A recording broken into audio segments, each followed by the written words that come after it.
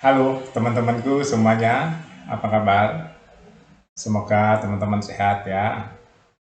Teman-teman kita bahas mengenai Indonesia yang lolos ke fase 3 kualifikasi Piala Dunia 2026 ya.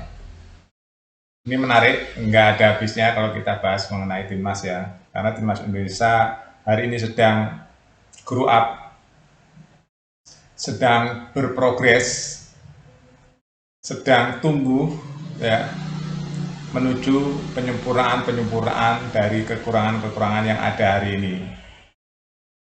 Saya baru saja menyaksikan pertandingan Iran ketemu dengan Uzbekistan, teman-teman. Kalau teman-teman nonton juga, itu benar-benar permainan yang skillful ya, dua-duanya. Serangannya bagus, dua-duanya nih ya, dua tim ini. Kipernya juga bagus, presisi dua-duanya. Jadi hanya kelengahan-kelengahan lawan sedikit saja itu bisa berujung pada gol. Itu Uzbekistan, Iran, ya salah satu macan Asia yang kemungkinan nanti bisa ketemu dengan Indonesia. Terus saya baru saja menyaksikan pertandingan Arab Saudi ketemu Yordania. Ya, Arab Saudi kalah 2-1. Terus kita akan lihat nanti Jepang ya dan Korea itu seperti apa. Jepang macan Asia termasuk Korea. Ini juga kemungkinan akan bisa ketemu dengan Indonesia di fase 3 ini, teman-teman. Ya, kita harus tahu standarnya ya. Di timnas senior ini berat-berat, teman-teman. Berat-berat. Tapi nggak ada yang mungkin. Makanya kita punya waktu 3 bulan. Punya waktu 3 bulan. Ini apa nih? Juni ya. Juni, Juli, Agustus, September ya. Kurang lebih 3 bulan ya. 2-3 bulan lah. So what next gitu. Apa yang akan dilakukan oleh Erick Thohir, PSSI dan Sintayong? Nggak boleh mepet-mepet, teman-teman, nggak boleh.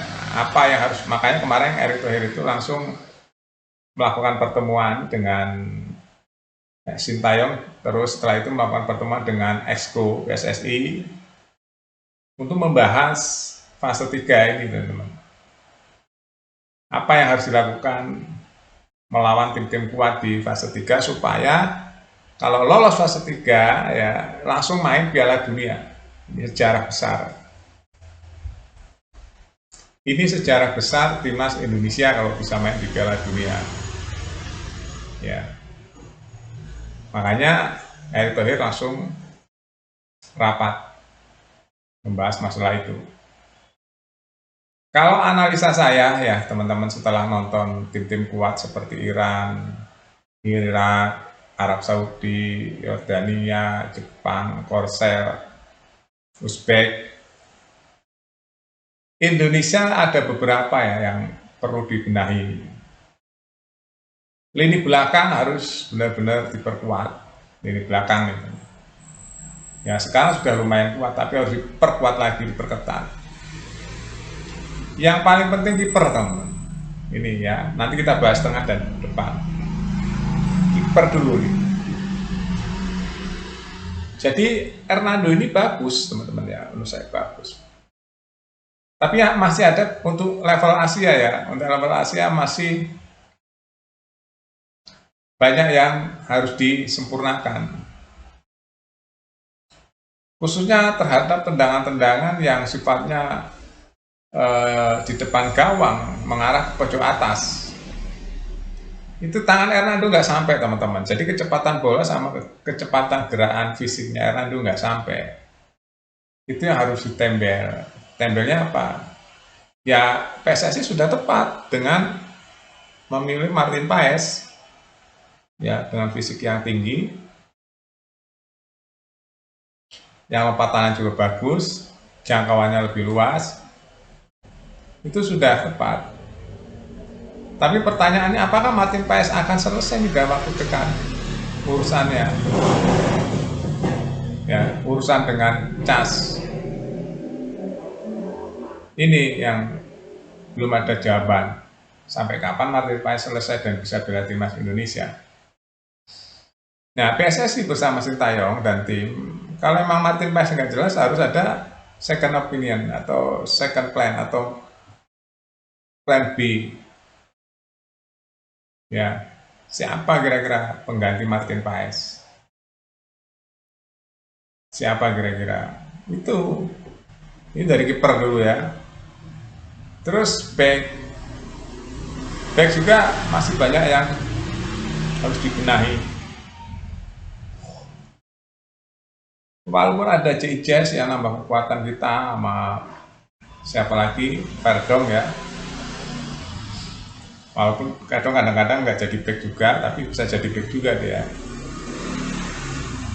Nggak tahu Erkan Bahkot ini akan terus dipanggil atau enggak nih oleh Sintayong. Karena Sintayong kalau sudah nggak disiplin, dia biasanya nggak akan manggil-manggil. Nah ini perlu cepat kuat juga. Nah lini tengah udah banyak pilihan kita, tapi masih butuh nih pemain-pemain yang kuat mendominasi di lini tengah.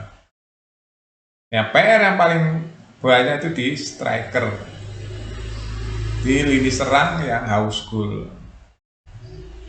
Itu yang PR paling banyak buat timnas Indonesia. Karena setiap pertandingan saya amati Indonesia peluangnya banyak. Mau lawan tim kuat pun Indonesia banyak peluang. Nah, peluang itu jangan sampai disia-siakan. Kalau ada peluang ya targetnya harus masuk. Jangan asal-asalan. Itu butuh pemain lagi yang kuat. Ya, dalam striker yang haus gol ya istilahnya itu pemain yang kalau ada kesempatan sedikit dia bisa membuat gol. Ada kesempatan buat gol, dia bisa mengeksekusi jadi gol. Itu yang menurut saya harus dipenuhi. Jadi dengan waktu yang jarang ketemu itu ya teman-teman, itu saya rasa harus diefektifkan lagi, lebih ketemu, lebih bertanding, terus uji coba, supaya Indonesia semakin terbentuk timnya, chemistry-nya terbentuk, ya terus strategi Sintayong yang dipahami oleh pemain, ya karena semakin kesini persaingan ketat sekali teman-teman, ketat sekali. Itu baru di Asia loh, belum di Eropa, benua-benua lain. Ya permainannya seperti apa, kan kita tahu kelas-kelas dunia seperti apa. Nah Indonesia harus cari pemain lagi, enggak mandek di materi yang hari ini. Masih ada beberapa pemain yang dibutuhkan untuk kedalaman timnas Indonesia supaya padat, ya sulit ditembus, dan finishingnya gacor. Itu PR-nya, sehingga nanti bisa melawan Jepang, lawan Korea. Karena Jepang Korea lihat sendiri fisik-fisiknya bagus-bagus, mainnya cepat. Oke, itu aja teman-teman ya. Jadi Indonesia masih butuh pemain-pemain hebat untuk menjadi kelas Asia. Sampai jumpa.